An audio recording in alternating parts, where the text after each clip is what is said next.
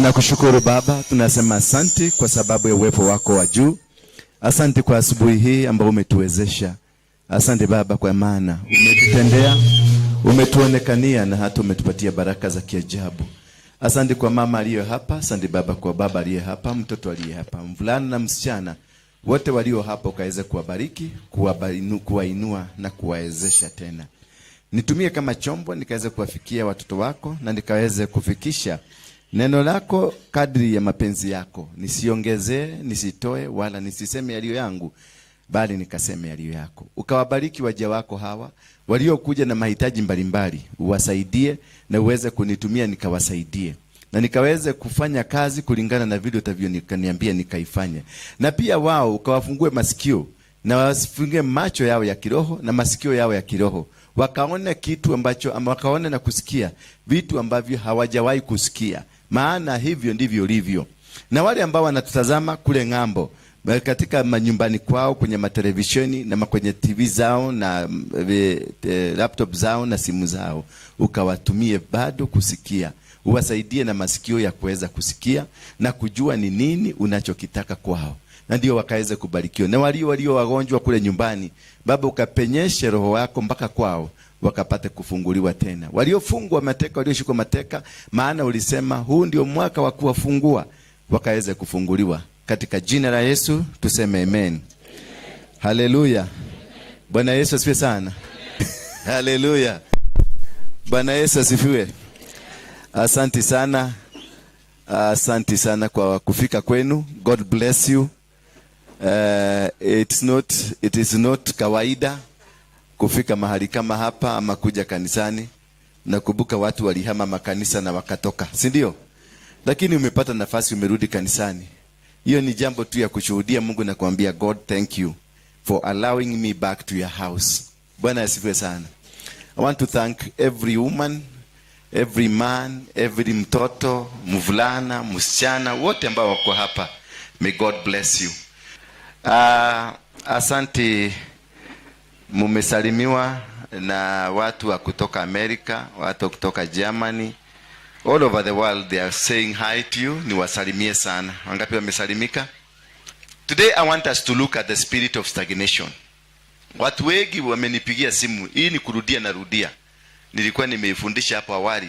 I want to return it back there because this thing nimerealize kila mtu hapa, kila mtu amenipigia simu. Nimekumiona it is revolving around the spirit of stagnation. And the spirit of stagnation ni kitu ambacho kinakuzuia. You are stagnated.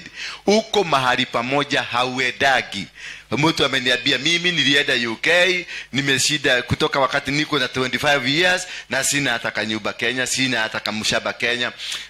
Mimi nilienda US, kuna msichana alinipigia jana ako US 30 years but nothing to show. Nothing. Na hata saa hii alikuwa ananiambia I'm being moved out of my house because I cannot afford to pay rent. 30 years in the US. Bwana Yesu asifiwe sana. Lakini hii ukiona mtu ameshuka kutoka US amefika, ama dada yako anakuaga huko, utasemaga hey, my sister kutoka US. Unafikiria huko is bed of roses. These people are crying and they need you to rescue them. Bwana Yesu asifiwe sana. They need you to rescue them. They are really suffering. Ukiwaona wako huko ng'ambo, acha kuwasubua. Ukiona akutumii kitu, wachana na yeye. Hana akikuwa unajua hawezi kukwambia hana, lakini yuko ndani. Ile kitu inapitia ndani yake. It is very ngumu. Ni maisha gumu. I cry every night because watu wa Amerika wananipigiaga usiku kabisa, usiku saa 8. Unaona mtu hataki kujua kama ulikuwa umelala ama nini, anakupigia simu tu na anaanza kukupatia maneno. Analia, unamsikiliza, analia, unamuombea. You feel it. And nimewa encourage, call anytime because I have realized wakilia hiyo yote mtu anapona. Bwana Yesu asifiwe sana.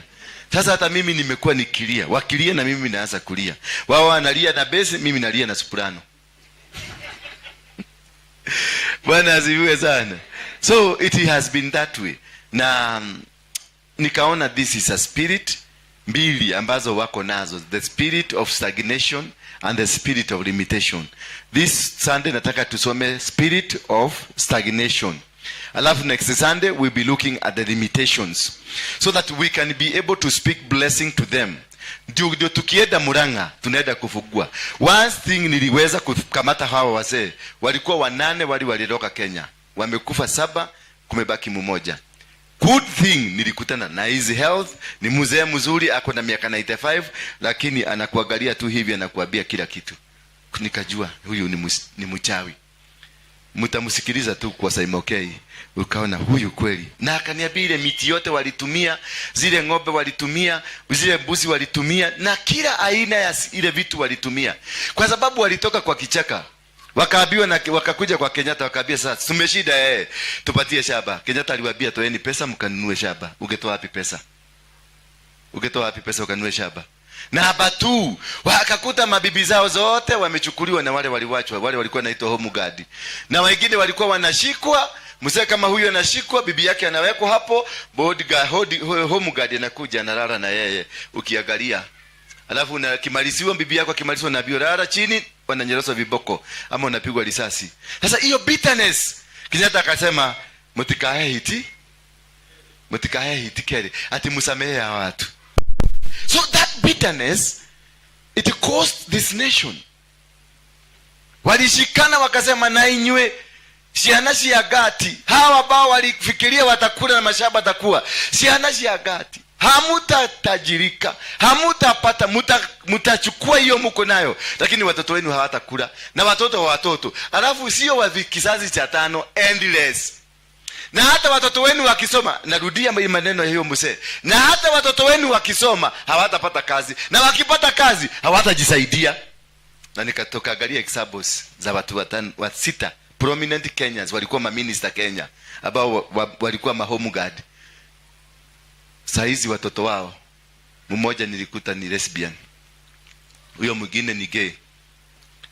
Kazi kubwa huyo mzee alikuwa amewacha Kenya hii, ilichukuliwa na watu wengine. Alipatia nini? Imechukuliwa. Kazi yote ya billions of money imepotea. Watoto saizi wanaomba chakula kama wale wako. Na ni watoto wamesoma, wamepelekwa Harvard, wengine wamepelekwa Massachusetts, wengine wamepelekwa all over in the world. But they cannot afford to live in this world. Kumbe ni hawa wazee 8 walifanya hiyo maneno yote, wakafuga Kenya. That is where we are completely stagnated. Ni uchawi. Alafu wakanipeleka mpaka mahali walifanyia hiyo kazi yote kwa kichaka. Pale walifanyia, wakafanya Nyandarua, nilikuwa Nyandarua. Wakafanya Murang'a, nilikuwa huko. Walifanya Kiambu, wakafanya Embu, na wakafanya Meru. Hizo magogona pale walifanyia kwote. It is still there. So tell me, hata kama mumiokoka, kwa sababu mumiokoka nyinyi warokole, how do you see making it? Do you see yourself making it? You cannot make it, because you don't even know. You don't even know what is really tormenting you. Haujui shida ilitokea wapi, shida ni nini. Wewe tu ni kusema hoera kigo kemwe, aliokigo kemwe. Sasa aliokigo kemwe, na mimi nimefanya research ya 3 weeks mpaka nikapata hiyo mzee. Na kupata hiyo mzee ilinigharimu 100,000 shillings. 100,000 shillings. Kumupata, kufika mahali yako, ndio imenigharimu hivyo. Kumbe nilikuwa nampita tu, nilikuwa napita, napelekwa Nyeri, napelekwa wapi, napelekwa huko, napelekwa huko. Karibu waniambia utakula kiapo. Nikaambia kiapo sikuli. Kiapo hapana. Kiapo hapana, lakini mzee lazima nitamuona, because we need to tufugue hii dunia. Bwana Yesu asifiwe sana. Na alikubali. Na tukaongea, na akasema ako tayari kufugua hii nchi. Na sasa situko na hawa. Huyu ni mmoja, huyu ni mwingine. Walikuwa simuliona hawa wakati tulienda hapa City Stadium. Nilipowafikisha huko, hiyo roho ikachomoka, ikaongea. Kumbe hawa, huyu na yule mama alienda wapi? Kumbe hawa bado ndio walifutuvugia hapa City Stadium. Hawa, huyu unaona hapa, wamekaa hapa. Na wanakujaga tunawapatia chakula hapa. Kumbe yule 1952 walishika mchaga, wakasema yule atauza hichi hii, yule atauza Synagogue hii, na hii maisha yake ishe. Na maisha si maisha. Umeona? So we need, wachawi tuko na wao. Ni venye hatuwajui, tunafikiriaga si wachawi. Yule alikuroga, muko na yeye. Ni venye ujui, yeye ndiye anakurogaga. Kwa sababu maneno tu ya yule mzee ni uchawi. akiongea kinyume tu kidogo, ama moyo wake ukasirika kidogo, that's witchcraft, na imekushika. Na wewe utaenda kungangana kwa wagaga, unaonaga tata yako anti ni tata lile okirego kwa nago maudo mako mahetani, no ukubuki huyu mzee ulimkasirisha, na nikimzee tu ulikasirisha kaka akakamzee kalikuwa anapita kwa barabara hivi karibu ukakaka ukapita, kumbe ulijiroga. Bwana Yesu asifiwe sana.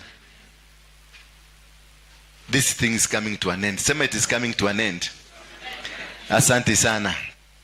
The spirit of stagnation. The spirit of stagnation is a kind of the dying that leads to death. It is a spirit that leads to death. It is a system that comes into your life. Stagnation. Unajionanga uko, but unaenda ukikufa. Inakuanga pole pole, pole pole, pole pole. Your business dies pole pole, pole pole, pole pole. Your family dies pole pole, pole pole, pole pole. Your anything you do pole pole, pole pole, mpaka munaisha. Why? Because there is something that happened in your life na haukuweza kuaddress. Kuna kakitu kalifanyika, na hiyo kakitu kwako ni kakitu kadogo, lakini haka kakitu ni kakubwa. Bwana Yesu asifiwe sana. Ni kitu kubwa, lakini ilikuwa ni matamushi tu ya mama yako. Mama yako alikwambia wewe mjinga, wewe dole hakili. No way, no. That's the end. For you, you think that is an ordinary word. That's an ordinary, kitu ya kawaida. Wewe dole hakili, taka taka. No way, no. Wewe tiena ko. Wewe ukinawe taideria modu. That is the spirit of stagnation imewekwa kwako. Hiyo tu. Wewe doleke hauna akili. Hiyo tu. Na yeye alikuwa tu na maasira zake, ama venye mama wamezoea. Unasema unaambia mtoto yako umemfuga forever, he will never come up. Na wewe unaenda kwa mganga kutafuta wachawi. Kumbe mchawi ni mama yako, ndio alikuwekelea, ndio alisema wewe una akili. Kumbe mchawi ni bwana yako, ule alikuoa, akikuchapa, akikutusi, takataka wewe mjika hii. Wewe doge taidia na doge taidia wewe. Zina go mumarayo huyo. Kwisha wewe. Those simple ones that comes very quickly. Simple ones. Zinakujaga matamushi, inakujaga haraka haraka. Na uwezi hata in 10 minutes hauta, kwa sababu ukitukana bibi yako, ushaitukana, si ndio? Ukitukana na hiyo mzee, si mnarudi tena haraka haraka, mnaanza dadi yake, utarudi kufanya hivyo. Kwa nini ulifanya hivyo? Mnaongea kisha mnaingia bedroom. Hiyo story inafanya nini? Mumeaddress hiyo maneno aliongea? Hamuku address, na already hiyo maneno imejiandika. Sasa itakuja kuanza kufanya kazi pole pole, wakati hauko aware. Wakati sasa unafikiria sasa ni kuenda. Maana alisema hakuna mahali utaenda. Alisema you will never succeed. Alisema wewe ni takataka. Alisema wewe hauna akili. Sasa wakati wa kutumia akili, pale akili yako inahitajika, ndio sasa ile maneno inasimama. Inakuambia uliambiwa hauna akili. Na kwa sababu ukubuki kwa sababu ilikuwa 10 minutes ya kutusiwa na 1 hour ya life ya kukena usiku, sasa kujivijali, kujitana mbebu na nini na nini. Hiyo maneno yote ikatoka, ukasahau, lakini imejiandika katika ulimwengu wa kiroho. Bwana Yesu asifiwe sana. Imefanya nini? Imejiandika katika ulimwengu wa kiroho. So wakati akili inahitajika, ile day akili yako itatakikana, unasikia kina kitu imesimama. Wakati umeitisha certificate yako ya form 4, na certificate yako form 4 ni akili ile ulitumia kwa shule, unasikia unaambiwa nenda tutakuita, lakini mtu wa certificate ya class 8 anakuja, unaona huyu amechukuliwa kazi na utakutana naye kazini, lakini wewe uko na degree unakataliwa. Kwa nini? Ile maneno ya bwana yako, ile maneno ya mama yako imesimama, kwa sababu uliambiwa hauna akili. So wherever, mahali popote akili itahitajika, hiyo spirit ndio inasimamaga. Bwana Yesu asifiwe sana. Wakati kama uliitwa ng'ombe hii, wakati wa kwenda kununua ng'ombe, wewe unabadilika. Ninakutaka, watu wamejaribu kufuga mang'ombe, imekataa, kwa sababu wewe mwenyewe ni ng'ombe. Uliitwa ng'ombe. So ng'ombe hizi zingine zinaulisana, tunaenda kukaa na hii ng'ombe nyingine ambayo hevanana na sisi kwa nini? Bwana Yesu asifiwe sana. Maana uliitwa ng'ombe. Na ukaitwa buzi na kondoo, hii takataka toka hapa. Wewe ukikutana sasa, unakutana na machokora wamebeba takataka, wakikugoga wanaonaga mmoja wao. Bwana Yesu asifiwe sana. Ushaikutana na watu wa takataka wanakugoga tu na takataka, na wajali wanakwambia mama toka. Kwa sababu wewe wanaona wewe ni mmoja wao, kwa sababu ulito takataka. Unaweza kutumia takataka kweli? Hauwezi tumia takataka, na haihitajiki. Ukiingia mahali unasikia watu ni kama wanasikia unanuka, wanakureject. Kila mahali ukiingia kwa ofisi, kila mtu anakureject. Kwa sababu ya nini? Ni takataka, unanuka. Bwana Yesu asifiwe sana. Nimeona mmestuka sana, lakini msistuke, kwa sababu ninaona kila mtu kila kitu inajiregister kwa uso yake. Hauneni. We have a solution today. Bwana Yesu asifiwe sana. We have a solution today that you're going to be delivered. Tell your neighbor, I'm going to be delivered. Hata magonjwa mengine unaonaga tunagonjokaga sana. Ni hiyo, wakati uliitwa una akili, ukaitwa wewe ni ng'ombe, unakuta umeanza kufiba hii arthritis. Arthritis ni kama foot and mouth, ile ya ng'ombe. Sasa unakuta kwa sababu uliitwa ng'ombe, unakuta magonjwa ya ng'ombe ndio inakushika. Bwana Yesu asifiwe sana. Na kwa sababu hautapelekwa kwa monada urushwe ndani ya deep, unakuta sasa wewe unakaa tu, na unakuta inaitangwa kuguni na pedibags zinakuaga kwa kitanda yako. Ushaiona kuna mzee unaona yani mtu kitanda yake peke yake ndio iko na kuguni nyumba mzima. Wakati wameona story kama hiyo, unakuta kitanda ya mtu mmoja nyumba mzima ndio iko na kuguni. Ni kwa sababu kuguni na igo koma ni familia moja. Kwa sababu uliitwa ng'ombe, utakuta yuko komani ya kunyonya damu, na wewe inakunyonyaga damu. Hebu tuangalie kitabu ya Sefania 1:12. Inasema, at that time I will search Jerusalem with lamps, and I will punish the men who are complacent, those who say in their hearts, the Lord will not do good, nor will he do ill. The goods shall be plundered, and their houses laid to waste, though they are blind houses. Bwana Yesu asifiwe sana. Ukiona you are suffering from a particular thing, you are not the originator. The originator might be 400 years away from you. So when you are addressing this issue, usikuja kusema aliakigo kemwe, sitasema. Kwa sababu nataka tujue hii shida yako imetoka wapi. I will not be dealing with branches. Nataka kudeal na mzizi, ndio nijue ni nini hasa inakula mnyumba yenu. Ndio nijue ni nini laana hii imetoka wapi. Hii shida ilitoka wapi? Hii shida ni nani alilete? Why are you limited? Why are you stagnated? Why are you suffering? Why are you facing this kind of challenges that you are facing? Bwana Yesu asifiwe sana. Unakuta mama aliolewa na umasikini, amezaa watoto na umasikini, amekufa na umasikini, kila kitu ni umasikini. And nothing is changing. Kwa tata ni umasikini, kwa kina ango ni umasikini, kwa kina kuka ni umasikini, and nothing is changing. That's the spirit of stagnation iko. Na hii kutokana na wewe. Sasa wacha kungangana na pastor niombe neno moja tu, nataka neno moja. Hapana. Kuja tukae chini. Biblia inasema kuja tusemesane. Kuja tufanye nini? Kuja tusemesane, tuchimbue, tujue what is the problem. Because the problem yako hiyo unapitia saa hii, wewe sio mwanzilishi, ni kitu ulimekuta na ni kitu inatebeaga. It's a family tree, ni mti ya kifamilia. Hii kule kote inajulikana na wanajua kwenye hii familia tumewakamata, na tuliwakamata na neno moja tu ya mzee, ama neno ya baba, ya mama, ama neno moja tu ya mzee wa kijiji. Hiyo ndio likamata familia. Ama venye sasa wazee wanakujaga wanakulaani na unalaanika. Haikaendelea kusema, so I took verse number 4. I brought them into the house of the Lord, into the chamber of the son of Hanan, the son of Gildarium, the man of God, which was near to the chamber of Ishua, above the chamber of Masenia, the son of Selum, keeper of the threshold. Akapeleka. Kwa hivyo kuna madhabahu ingine lazima iende kwa nyumba ya Mungu, na utafute mtumishi ambaye ni kuhani akusaidie. waliambiwa wapelekwe kwa nyumba ya Mungu, na walipopelekwa kwa nyumba ya Mungu, hapo ndio waliambiwa wapelekwe kwenye chumba kile cha ndani ambacho kiko karibu na madhabahu.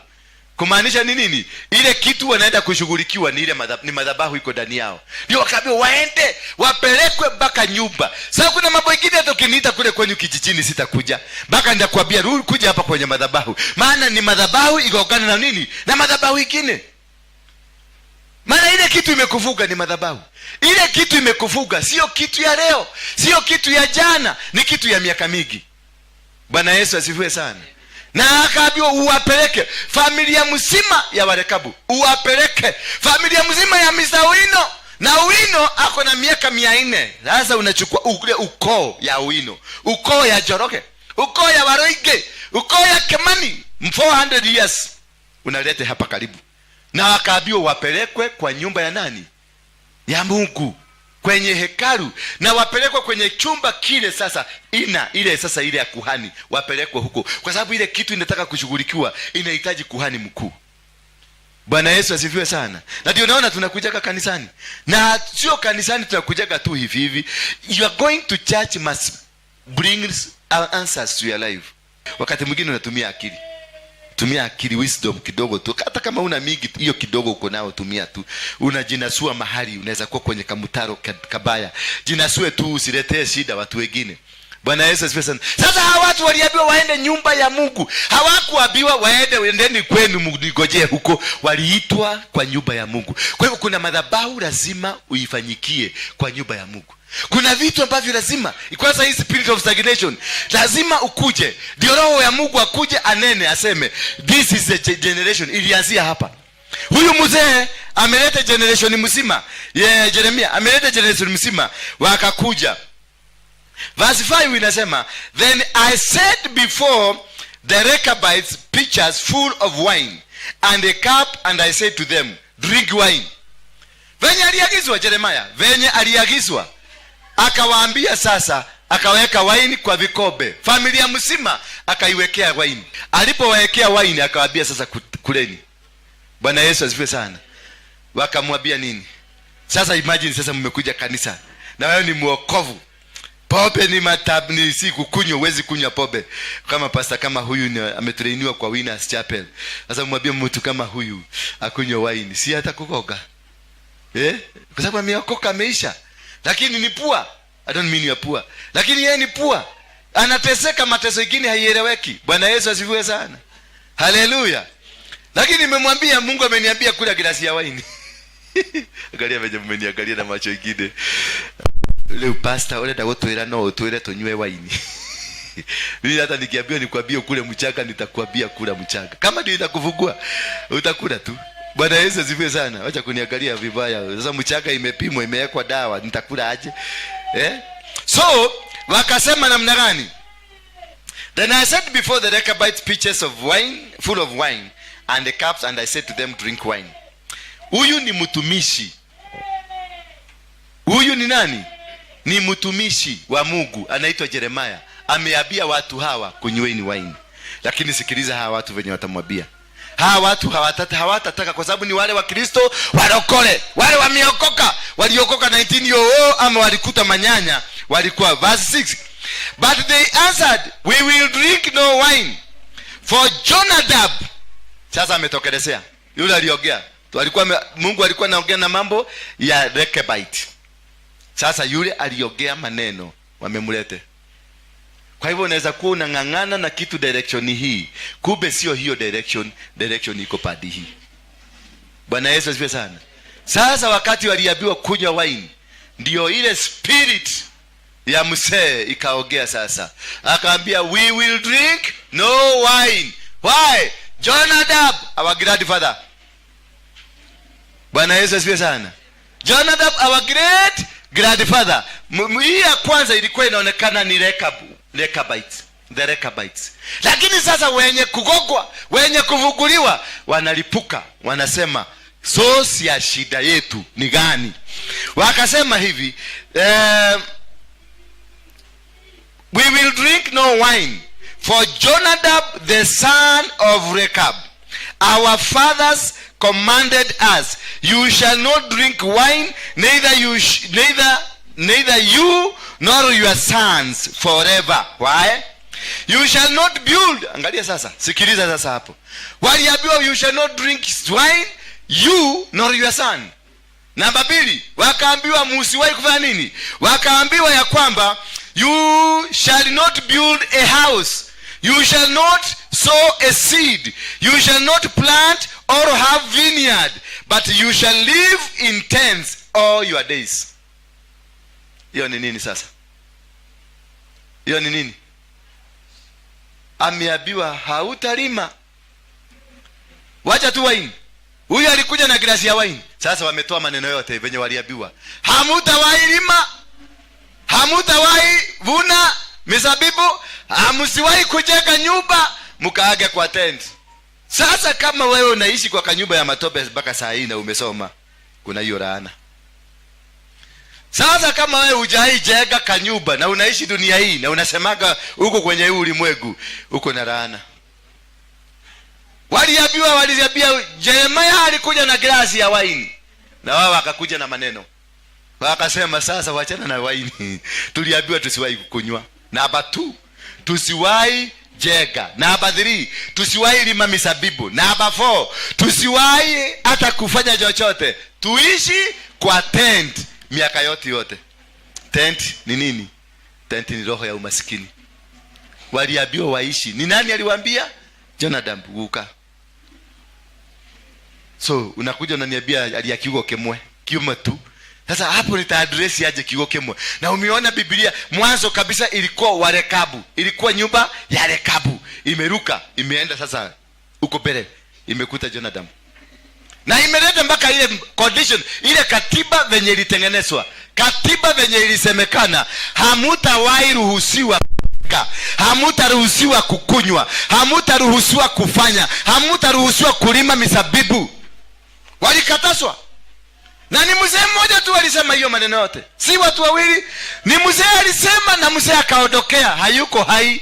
Sasa hii wanafuata ni historia. Naye Mungu ametuma Yeremia, amemwambia wapeleke huko, waambie wakunywe glasi ya wine. Wamemwambia hatukunywe. Na huyu ni mtumishi, na kwa sababu wamefugwa na mzee, hawatoni mambo ya Mungu, hawani mambo ya Mungu, hawataona. Ndio unaona watu wengi hata ukiwaambia hii maneno wanasema hii maneno yote ilikwisha.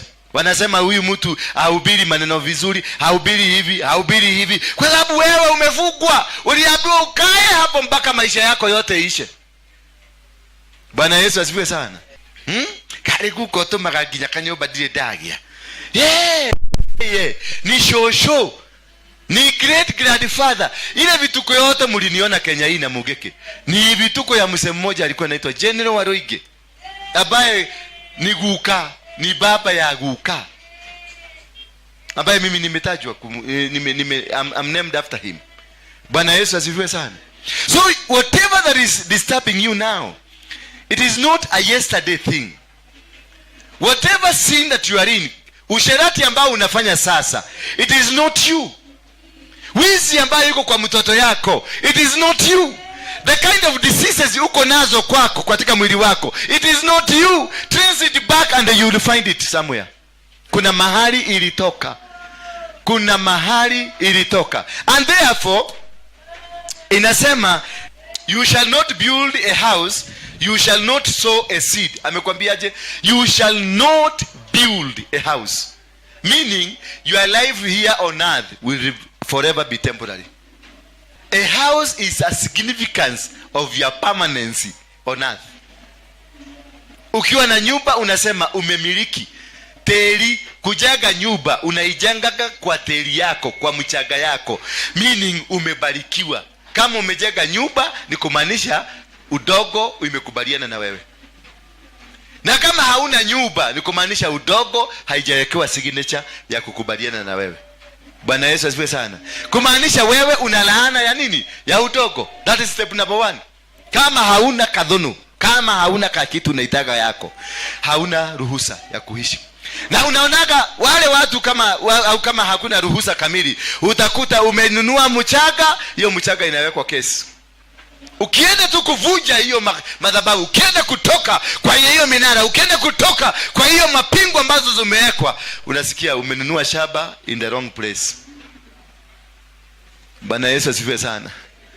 Kwa sababu unang'ang'ana, unataka kutoka kwa hiyo madhabahu, na uko na nguvu ya kutoka, na unataka kutoka, lakini kwa sababu umeshikwa mashagera, ukienda kutoka unakamatwa, unarudishwa nyuma. Ukienda kutoka unakamatwa, unarudishwa nyuma. Unaona, unang'ang'ana. Ndio unasemaga, unasikia kama mama akiuliza, kai dage kuheteirie ko, nilikosea wapi? Kwa sababu BBD nimefanya, nimeenda Amerika, nimeenda Australia, nimeenda Iraq na Iran, nimefanya kazi mingi, nikakusanya 700,000 kukuja nikanunua kashaba. Nilipotulipa wenyewe wakatokelezea jasho yangu yote ya Afghanistan na mateso ya kukaa kwenye desert ikaenda siku moja. Because kuna kasi, kuna kitu inaoperate ndani yako. Ukienda kuguza tu doa, unasikia kuna kitu inasimama. Maana there is a curse ya doa. Ukienda tu kuguza shaba, unasikia kuna kitu imesimama, kwa sababu kuna generational curse ya shaba. So meaning there is a strong man in your life that speaks over that which hinders you, and that is a strong man you need to address. You don't need to address any other. Wachana na hiyo ugonjwa uko nayo sasa, wachana na hiyo kitu inakukula saa hizi. No, address the strong man in your life. Bwana Yesu asifiwe sana. Kwa hivyo unaweza kuwa with all the intelligence that you have, but ukijaribu kufanya tu jambo moja, unakuta hilo jambo linakusumbua. With the education, with the money, with the favor and everything, kitu inasimama. Jonadabu wako anasimama. This is where the problem is, that God has spoken, God has said it, but because kuna shida ya mtu mmoja tu alionena, hiyo shida inasimamishwa. Inaambiwa sasa, hii hapa hatuendelei. Kwa nini? Kuna msee anaitwa Jonadab alisema hapa hakuna kukula pombe.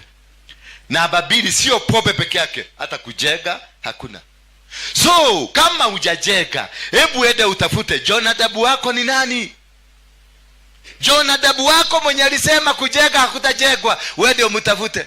Jonadab mwenye amefanya kwako yote, generation yenu yote, mturaga nyumba cia mukoboro. There is a Jonadab. Abia mwesako kuna Jonadab. Na akaambia wasilime. Unaendeka unaweka tubuzi tunakufa. Unaenda unapanda tumaidi, kajua ukipanda tumaidi, kajua kanakuja kana mesa tuote. Lakini wakati hautampanda, maneighbors wanavuna. Mpaka maneighbors wanasema, huyu mtu tuchage pesa tununue ishaba. Yeye ndio anasababisha mahidi. Kwa sababu akipanda, jua inakuja inameza, ama kunatokea mvua kubwa inabeba kila kitu. Because there is a Jonadab in your life. Kuna Jonadab mwenye alisema musilime wala musijege nyumba. Na akasema nyinyi mutaishi kwenye tent. When you say utaishi kwenye tent, amesema uishi kwenye umaskini na ukubaliane na umaskini. Bwana Yesu asifiwe sana. Uishi kwa nini? Kuishi kwenye tent ni kuishi kwenye umaskini na kukubaliana na umaskini. Na unaona I'm comfortable. Kafefite tu ni se kafefite dedo mabadi makoginya town kukogene gwefaga. Akifika town nampatia shilingi 100. Umempatia kupanda town, hataki ya kukula, hataki ya kurudi.